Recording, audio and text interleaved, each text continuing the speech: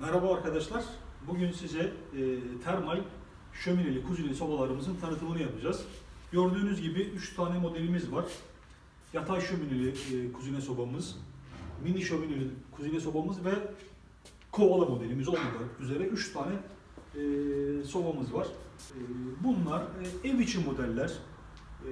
Eve bunları kurduğumuzda hem peteklerinizi ısıtabiliyorsunuz hem de gördüğünüz gibi eski kuzine nostaljisini yaşayabiliyorsunuz artık. Bu sobaların artıları nelerdir? Bu sobalarda hem evinizi, peteklerinizi ısıtabiliyorsunuz hem de üzerini kullanabiliyorsunuz. Bir yemeğinizi koyabilirsiniz, çayınızı burada demleyebilirsiniz. Gördüğünüz gibi fırını da var. Fırında da ekmek veya işte patates, kestane gibi ürünlerinizi rahatlıkla pişirebilirsiniz arkadaşlar.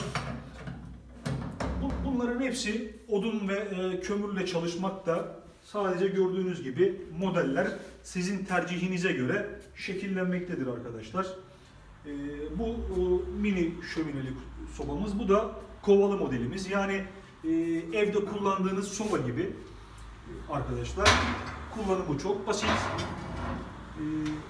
Kovasını alıp doldurup yerine koyup değiştirebiliyorsunuz. Ve kuzine konforuyla evimizi ısıtabiliyorsunuz arkadaşlar.